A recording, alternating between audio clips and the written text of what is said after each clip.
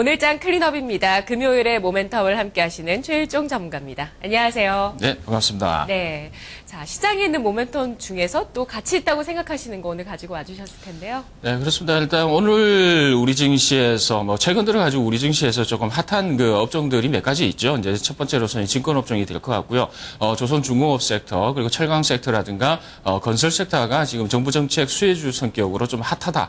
이렇게 지금 평가를 할 수 있겠습니다. 그래서 오늘 전반적으로 이제 그 모멘텀 오늘 좀 관심을 가지고 봐야 될 모멘텀으로서는 이제 건설 업종이 좀 바닥친 거 아니냐. 일단 주가적인 측면입니다. 일단 실적이라든가 이런 부분은 조금 더 지켜봐야 되는 부분인데 실적이 조금씩 개선되는 흐름을 봤을 때는 지금 현재의 주가는 어느 정도 좀 바닥을 타진하고 있다. 이렇게 개인적으로 판단을 해서 오늘 모멘텀은 이제 건설 업종 바닥 타진 이렇게 지어봤습니다. 네, 주가는 선행하는 성격이 있다 보니까요. 네. 실제 업황의 바닥보다 더 일찍 바닥을 형성할 수도 있겠죠. 자, 그럼 건설주 한번 살펴보겠습니다.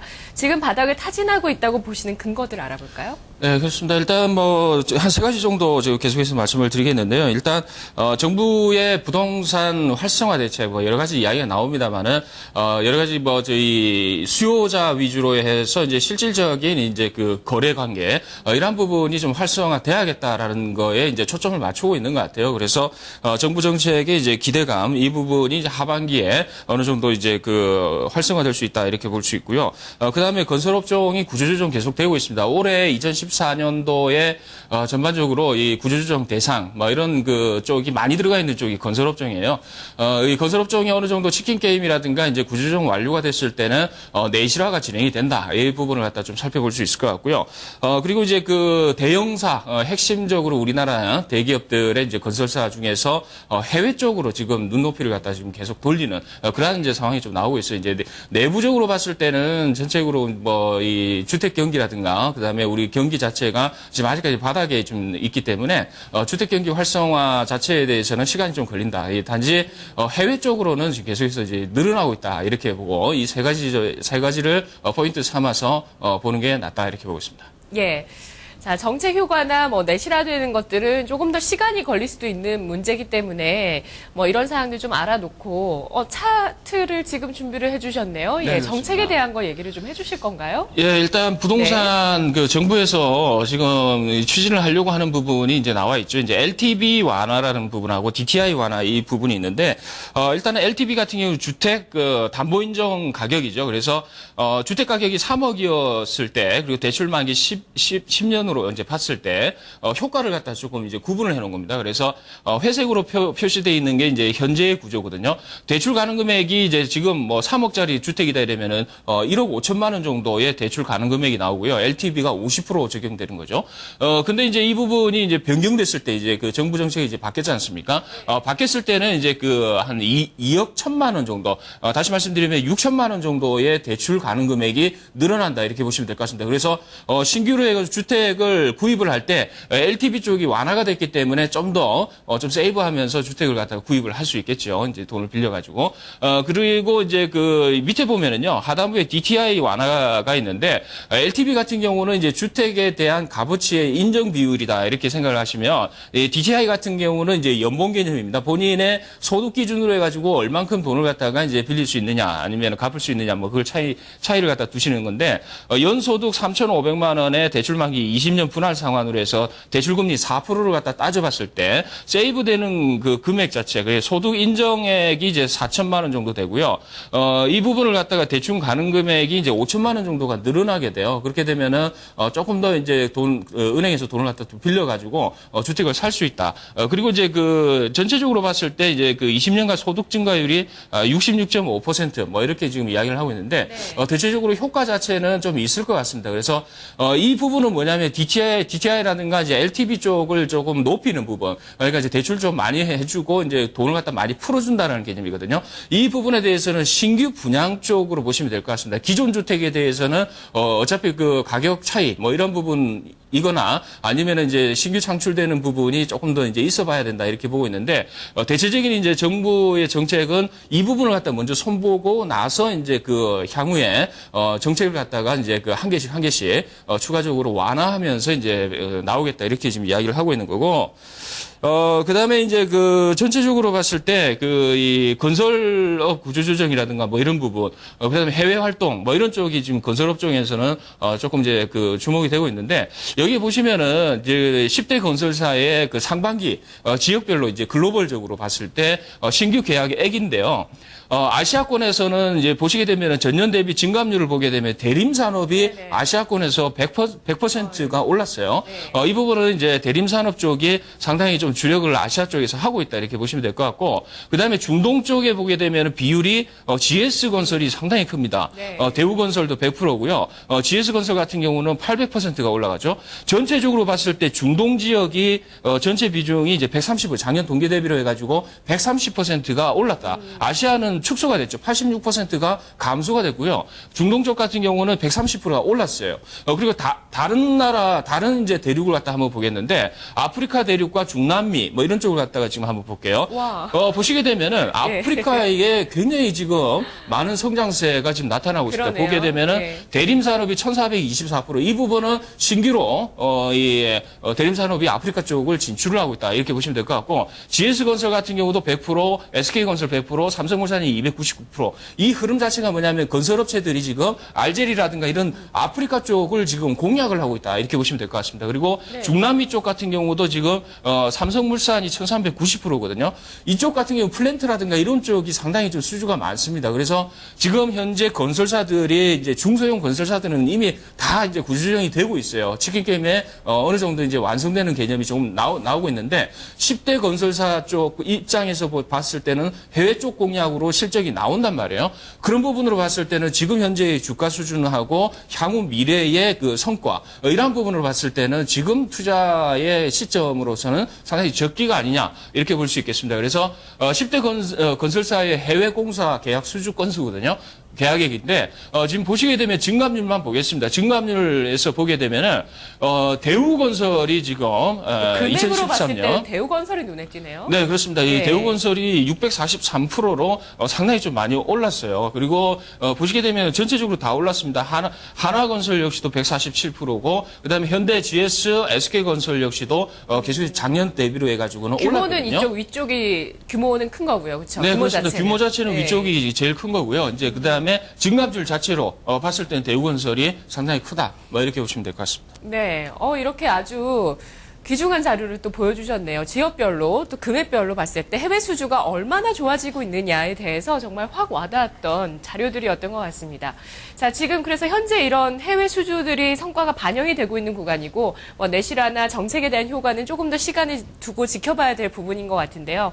자, 그럼 건설주 가운데서 트리오 종목 세 가지 한번 구성을 해볼게요. 어떤 종목 구성하셨나요? 네, 일단은 뭐 세 가지 종목 가지고 왔습니다. 이제 네. 대림산업하고요, GS건설하고 그리고 이제 그 두산건설, 이 세 개가 어느 정도 조금 가능성이지 않느냐 이렇게 보고 있습니다. 건설 업종 차트가 연고점이고요. 또 52주 신고가를 경신하고 있어서 주가가 참 많이 올랐겠지 생각했는데 길게 보니까요. 이 대림이나 GS건설 같은 경우는 다중바닥을 지금 계속해서 다지고 있는 구간이더라고요. 그렇습니다. 그 월봉 차트를 보시게 되면은 대림이라든가 GS건설, 두산건설 할 거 없이 전부 다 바닥에 있습니다. 그래서 우리가 이제 큰 그림을 보죠. 이제 주식을 하는 입장에서 포트폴리오를 짤 때 이제 중장기 종목이 있고, 그다음에 단기 트레이딩 개념으로 이제 이렇게 포트폴리오를 설정을 하지 않습니까? 그렇게 되면은 흔히들 보게 되면은 가치주라든가 이런 쪽으로 이제 그 펀드를 갖다 운영하는 이제 펀드 매니저 입장에서는 많이 빠져 있는데 업황이 안 좋은 종목들. 네. 그 종목에 대해서 집중을 합니다. 그래서 지금 당장에 성과가 안 나온다고 하더라도 길게 보게 되면은 성과가 이 주가 수준이 상당히 많이 올라갈 걸 갖다 투자를 하거든요. 그래서 네. 가치주 펀드라든가 이런 쪽 같은 경우는 당장에 수익이 안 나와요. 근데 장기로 보게 되면은 이제 돗자리를 깔아놓는 이제 시점이 나올 거예요. 그렇게 되면은 주가가 급등을 하게 됩니다. 그래서 지금 현재의 그 대림산업이라든가 GS건설, 두산건설 같은 경우는 향후 업황만 좀 개선이 된다라고 했으면은 할 때는 이제 주가 수준이 상당히 올라갈 수 있는 부분이기 때문에 관심을 갖다 지금부터 조금씩 가져야 된다 이렇게 보고 있습니다. 네, 종목별로 특징이나 또 모멘텀이 있는지 한번 살펴볼게요. 대림산업은 뭐가 있을까요? 자, 대림산업 같은 경우는 이제 그 2분기 실적이 좀 양호한 쪽으로 지금 나온 것 같아요. 이제 매출액이 2조 5천억 정도 나왔고요. 전망이 되고, 그다음에 영업이익 같은 경우도 871억 정도로 해가지고 시장 기대치가 한 830억이었는데 이제 그 870억 정도 나올 걸로 지금 전망이 되고 있는 것 같아요. 그래서 이제 이러한 부분으로 봤을 때 이제 전체 올해 영업이익이라든가 이런 부분 부분이 상당히 좀 올라갈 것 같습니다. 그 기대감 때문에 좀 우리가 관심을 가져야 된다 이렇게 보시면 될 것 같고요. 그다음에 해외 건설 쪽, 뭐 이런 쪽 같은 경우는 2013년도 대비로 해가지고 계속해서 좀 감소되고 있는데 앞서 이제 그 해외 건설 네. 부분이 확대가 되고 있습니다만은 대체적으로 이제 그 조금 작년 대비로 해서는 떨어져 있는 상황이에요. 그래서 올해 이제 바닥을 찍고 나서 내년부터 본격적으로 이제 해외 쪽으로 어느 정도 가시적인 성과가 나오지 않을까 이렇게 보이는데 지금 이제 대림산업의 핵심적으로 주가를 갖다 발목을 잡고 있는 부분이 뭐냐면은 저가 현장이 한 두 군데 정도가 지금 남아 있어요. 그래서 네. 쇼아이바하고 이제 사다라 프로젝트라는 부분이 두 개의 프로젝트가 있는데 이 부분이 이제 하반기에 실적에 어느 정도 발목을 잡을 가능성이 있습니다. 그럼에도 불구하고 주가는 저가고 향후에 개선될 소지가 있기 때문에 관심의 대상이다 이렇게 보고 있습니다. 네. 자, 다음 종목 보겠습니다. GS건설이죠? 자, GS건설은 이제 지금까지 해외 쪽에 적자였죠. 그리고 이제 작년 부분에 이제 해외 쪽에서 이제 쇼크를 받았습니다. 실적 쇼크.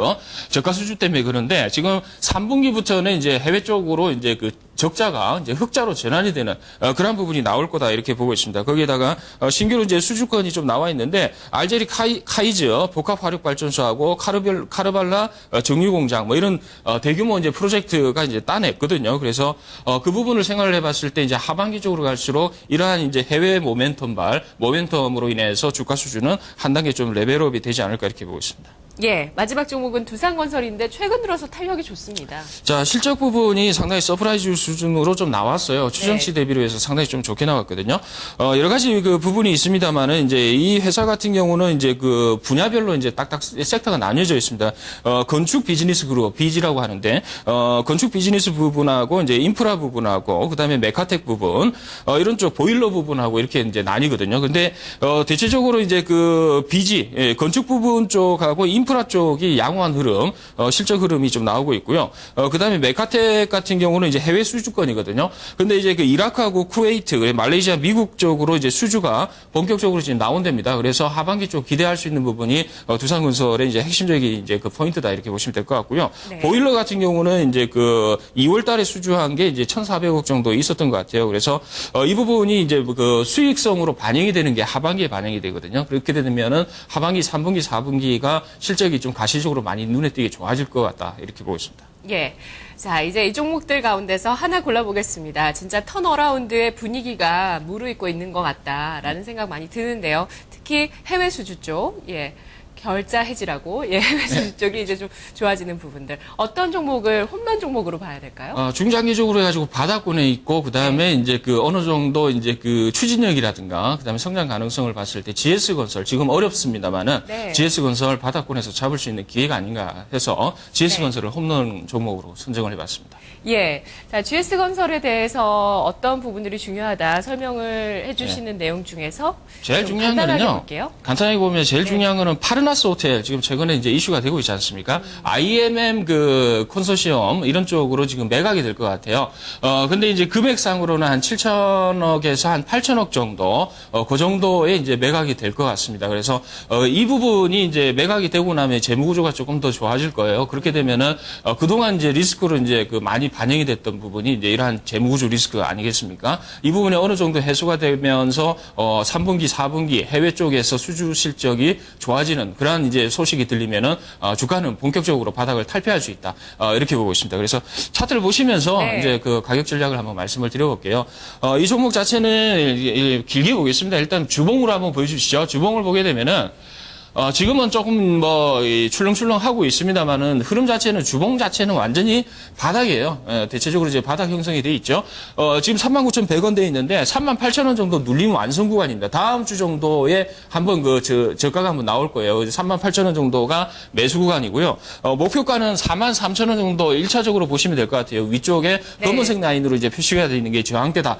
이 부분은 바닥에서 사신 분들이 그쪽 되면은 수익을 갖다 차익하기 위해서 막 이렇게 팔거든요. 그래서 일단 팔고 그다음에 저가 매수 다시 하는 걸로 43,000원 말씀드리겠고요. 네. 손절 라인은 뭐 크게 의미는 없는데 일단 43,000원 정도는 잡아봤습니다. 그래서 단기적으로 좀 빠지게 되면은 이제 일단 빠졌다가 또 다시 사면 되니까 그렇게 이제 전략을 갖다 구사를 하시면 될 것 같습니다. 네, 단기 트레이딩 관점으로 지금 전략 세워주셨는데요. 건설주 진입하기에 늦지 않았죠?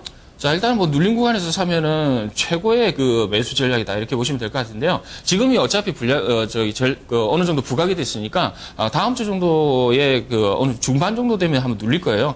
그때 매수하시기 바랍니다. 네, 아까 가치주 뭐 펀드 얘기도 하셨지만 그런 식의 투자를 하시는 분도 좀 관심 있게 보시면 네, 그렇죠. 좋겠네요. 고맙습니다. 감사합니다. 네, 오늘 장 클린업 건설주 바닥 타진이었습니다. 저는 2부에서 뵙겠습니다.